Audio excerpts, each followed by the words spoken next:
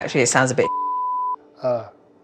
It is Supernanny Saturday, and today we are going to do something a little bit different.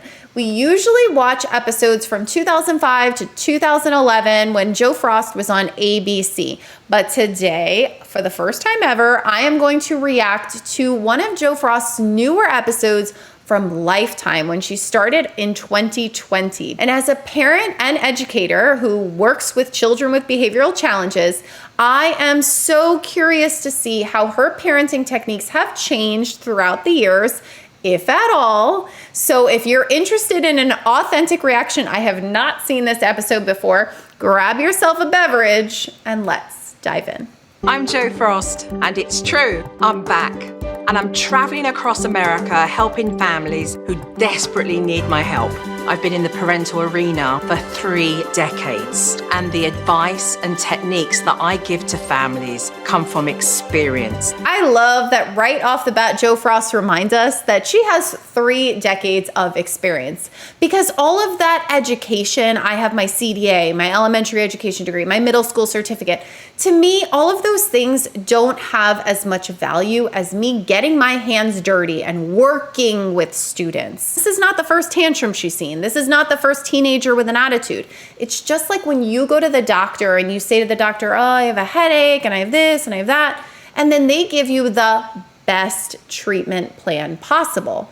Does it mean that it's always going to be the first treatment plan is the right treatment plan? No, but a doctor that's not only educated but has experience will give you one that will be most likely the one to help you. That's what Joe Frost is. She's not just coming in with a parenting book. She's coming in with a parenting book that she has applied to real life people. So I kind of love, like, toot your own horn, Joe Frost. You deserve it. 3 decades of parent education is fabulous. So I'm already excited. Let's keep watching. I am in Wisconsin in a small town called Greenville. I'm here to help the Anderson family who are struggling to raise their 3 children.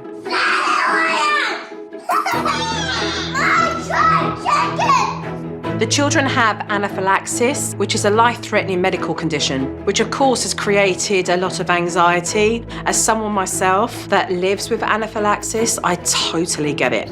Oh goodness. I told you I didn't watch this episode, and I don't even know if this is a good episode for me to be discussing, but we're just going to push forward. And the reason why I say that is because my daughter and my son, but mostly my daughter, has life-threatening food allergies. If you're curious to hear her story, I will put the card up for my food allergy story. Ooh, this should be interesting. I wonder what this will bring out of me. I don't want this just to be like a reaction video where you see, oh, wow, oh, like all those reaction videos you see on YouTube. I want to be able to bring to the table some education, but this might be one where you truly see my reactions. I am interested. Oh, okay, let's watch. I'm Miranda. We met at Oktoberfest 13 years ago. Didn't remember meeting till the next day. You can't say things like that. We meet all 3 children. I wrote it down. We have Ava, who's 8, the oldest. Then we have William in the middle, who's 6, and Kayla, who is 4. In this way, okay? Okay. They carry one on them, and then their school has the other one. As parents, what does that anxiety level look like for you on a level of 1 to 10? It's a 10. Every day I'm expecting a phone call where, there was an incident today. Something bothers me about this. I don't like that they're having this conversation in front of their kids. When they had to label from 1 to 10, where's your anxiety level? And mom said 10, and the kids are sitting there. We have this thing where we regulate, we are attuned.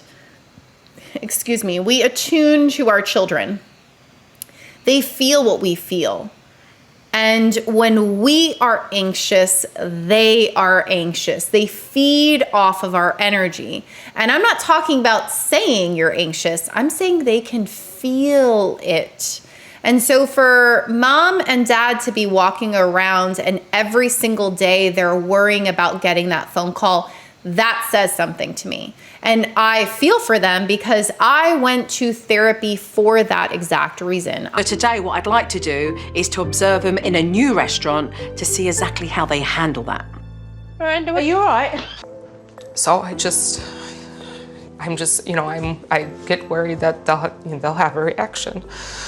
Something I would encourage mom to do in this moment is complete that story. You are anxious that your child might have a reaction. Okay, what if your child does have a reaction? Well, then I would, use the Benadryl if it's a mild reaction, or I would use the epinephrine if it were a severe reaction. Okay, then what? Well, then if it's a severe reaction, I would call 911 because I gave the epinephrine and you have to call 911. Okay, then what? Then we would go to the hospital and then perhaps be prescribed a 10-day steroid to keep the reaction at bay. Okay, then what?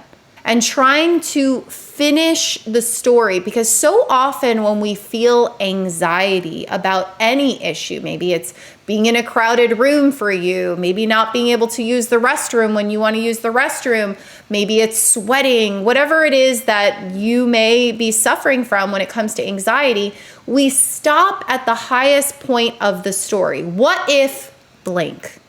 And the same thing goes for our children when they're feeling anxious about something. Continue the story. Okay, so you think in the middle of the night you'll wake up and there'll be a monster. Then what? Well, then I would scream for you. You would scream for me. And then what would happen? Well, you would come running in. Yes, I would come running in. And you continue the story. Don't stop the story at, oh my gosh, there might be a monster in my room. Let your child and let yourself continue the story. How you approach anaphylaxis and how you deal with it every day rubs off. It's contagious to your children. I do not see what I have as a disability. Yep, that's what I want. Because I think that they are limited in life and I don't want that for them. What I say to my daughter and my son is listen, this is your thing. It doesn't mean that I don't provide empathy and comfort them when they feel left out because they can't have the cake and the pizza at the birthday party. But I just say, this is your thing. Some kids are blind. Some kids have legs that don't work. Some kids don't have legs. There's lots of things that make individuals have difficulty as they navigate through this world. This is your thing.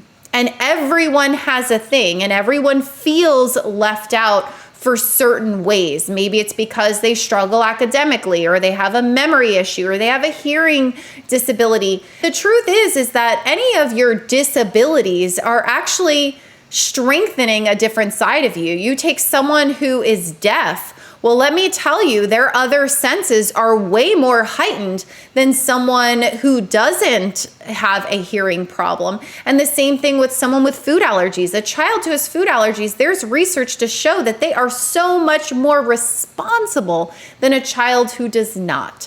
So instead of seeing disabilities as a negative, we can always reframe that and say, what does this challenge present in my life where it is a benefit? So it could be something like maybe you grew up without a father, or maybe you grew up without a mother, maybe you grew up with an abusive mother or father. I'm not saying you deserve that, and everyone deserves all of the abilities and a wonderful family and childhood. But whatever your challenges are, they shape who you are, and you get to decide what you are going to pull from that as a strength. Follow after me. Okay, bear with me one moment. Can you come back in 2 minutes? Absolutely. Thank you. So, what's up, Eva? You don't want to do what? What are you saying, love? I do. Do you want... Gosh, that breaks my heart. Baby girl. That's Ava, and she is having a reaction right now. Because all of that energy has now come onto her, and she feels unsafe because she knows that her parents don't feel safe. And they look to us. If you've ever been around a child when they're in a new situation, You'll know you're attuned to your child because they'll turn around and look at you. Maybe they're going to go to the playground and then they look at you, or they go and they play with their friends and then they come back and they give you a hug and then they go back to play with their little friends. That attunement is important, and it can create a secure attachment as our children grow older. But right now, Ava is feeling unsafe. So I'm interested to see what Joe Frost does with that.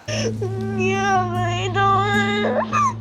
Yes, you're hungry, but you don't want to tell the lady. Is that it? When I was your age, I would come with my mummy and daddy to a restaurant, and then I would say, hi, I've got anaphylaxis, because I need to use my voice, and I need to tell them, right? But if you don't want to tell her, then I'll tell her, okay, for today. Is that good? All right, well, that's a start, right? What Joe Frost is doing right there is she's building up in think of it like a ladder in steps. Ava's not ready to tell the waiter or waitress herself, so she is going to do it this time. We have to take our kids where they're at. We're not just going to throw them into the lion's den. We're not going to rip off the Band-Aid, because there's potential damage there from going from here to here. So we have to do it in steps. We have to help, think of it like desensitizing. If someone is scared of spiders, we're not going to throw them in a bucket of spiders, right? I'm sorry if you're scared of spiders and I just said that. Hopefully they will, over the next week or so, become a little bit more confident. Real quick, I just want to add in there, what is the message you're telling to your child when you don't allow them to do things, when you don't give them independence? You're telling them that they can't do it. When you do it for them, it's that they can't do it. We have to constantly, as caregivers, give them more and more independence, even if we can do it faster. Think of a toddler who's trying to dress themselves. Yes, you can dress them much faster. I know you can. But are you letting them, especially if they're desiring to? And even if they're not desiring to, you could say, all right, well, you do the shirt and I'll do the pants. We have to help our children to build independence so that they can build their confidence. So I just wanted to add that. William, no. What does that do? It's usually on my shoulders. Dan avoids it, or he turns on the TV for the kids. Like if it's an event, then you're up for it. But if it's the stuff that happens during the week, because it's actually just what they need, you're opposed to it. You're like, no. Actually, it sounds a bit I was not expecting that. Joe Frost! I appreciate that Dad does things with the kids that he likes to do, but what about doing things with the kids that they like to do that doesn't involve TV? Ooh, I can't wait until the what'd she call it? The consultation day? Is that new? Is that a new way to call it? I thought it was called the parent meeting. Is it no longer called the parent meeting? We have to see. Let's see.